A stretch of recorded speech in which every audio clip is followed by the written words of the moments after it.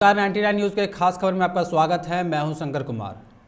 नालंदा जहरीली शराब कांड में 12 लोगों की मौत के मामले में पुलिस ने एक महिला को उसके बेटे के साथ गिरफ्तार किया है।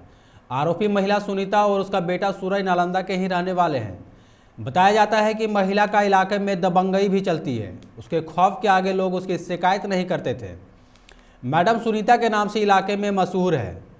मैडम सुनीता शराब के धंधे के साथ साथ इलाके में सेक्स रैकेट भी चलाती थी।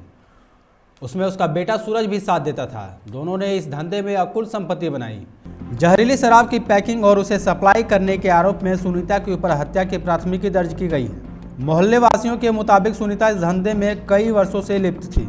शराबबंदी का सुनीता ने खूब फायदा उठाया, इससे खूब पैसा बनाया। विदित हो कि 15 जनवरी को नालंदा में जहरीली शराब पीने से 12 लोगों की मौत हुई थी। इसमें अब तक 13 लोगों की गिरफ्तारी हो चुकी है। बताया जाता है कि 15 साल पहले गरीबी में उसकी ज़िंदगी कट रही थी। उसका पति गौतम प्रसाद सोहरसाई के आशा नगर में गेट ग्रिल का काम कर परिवार का भरण पोषण करता था। वहीं उसका पूरा परिवार रहता था। गरीबी को लेकर वह बार बार पति को कोसती रहती थी। उसकी महत्वाकांक्षा बढ़ती जा रही थी। तब उसने धीरे धीरे लोगों से अपना संपर्क बढ़ाना शुरू कर दिया। इसका विरोध जब उसका पति करता था तो उसे रोज झगड़ा होने लगा। जब पति पत्नी के बीच झगड़ा ज़्यादा बढ़ गया तो उसने गौतम को छोड़ दिया और अकेले रहने लगी। पति दिल्ली शिफ्ट हो गया। बाद में पैसे की चमक देकर उसका बेटा भी उसके सामने नतमस्तक हो गया और वह इस धंधे को आगे बढ़ाने लगा। मोहल्ले में हर दिन अनजान लोगों के आने जाने से बुद्धिजीवियों ने मोहल्ले से सुनीता को खदेड़ दिया। इसके बाद उसने पहाड़तल्ली मोहल्ले में आकर शरण ली। पैसे की चमक के आगे सुनीता को सब कुछ फीका लगने लगा। वह यहाँ भी सेक्स स्कैंडल में लिप्त रही। इसके बाद साल 2016 के अप्रैल में बिहार सरकार ने शराबबंदी लागू कर दी।